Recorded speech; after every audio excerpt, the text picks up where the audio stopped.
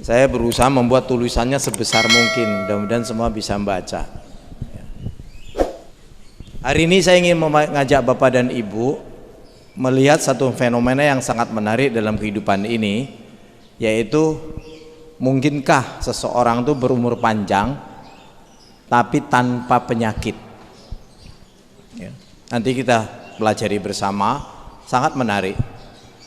Karena di Inggris ada seorang wanita meninggal di usia 115 tahun, diperiksa tubuhnya itu tidak ada penyakit.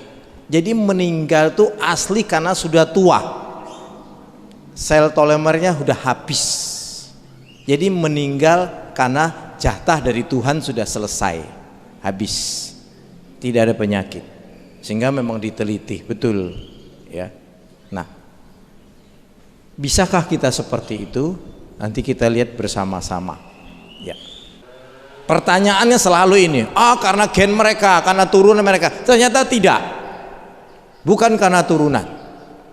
Jadi jangan ada anggapan kalau orang tua kita meninggal umur 90 tahun, nanti kita meninggal 90 tahun. Tidak, bukan gen. Sebaliknya, orang tua kita meninggal karena serangan jantung umur 50 tahun, 60 tahun, nanti kita juga sama.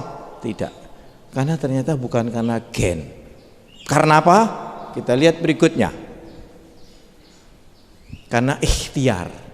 Mereka mempraktekkan sunatullah dengan benar.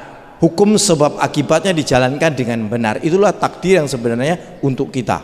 Bagaimana kita menjalankan sunatullah, hukum alam, ya, diberikan Allah kepada kita ini dengan benar. Jadi ikhtiar. Jadi kalau orang hanya tawakal tidak akan dapat ini. Mau berdoa dari pagi sampai sore, mau berdoa bertahun-tahun, diberi umur panjang, dijauhkan dari penyakit, tidak akan dapat kalau tanpa ada ikhtiar sunatullah ini, ya. Apa yang mereka melakukan pertama? Pertama adalah konsumsi mereka. Kita sering kan makan di rumah makan Jepang, kita diberi porsi yang bagaimana? Kecil, mangkok kecil. Kalau orang Indonesia, piringnya kalau bisa sebesar mungkin. Udah piringnya besar, menggunung lagi, ya. Konsumsi porsi kecil. Terus apa saja yang mereka makan? Sayuran segar, buah-buahan, makanan-makanan alami yang tidak diproses.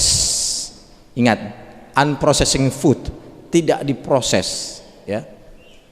Ikan dibanding daging merah, mereka banyak ikan. Jadi Jepang tuh impor ikan luar biasa, termasuk dari Indonesia.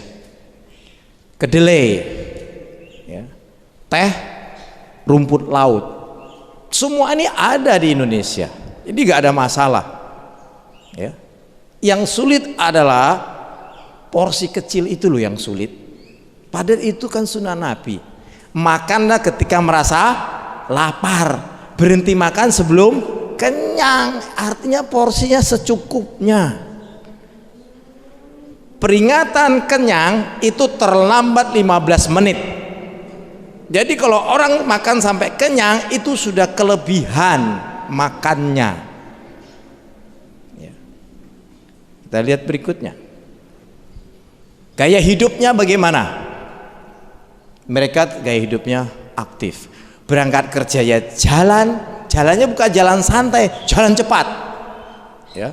Terus mereka menikmati hidup. Di sana makin tua orang makin dihormati, ya.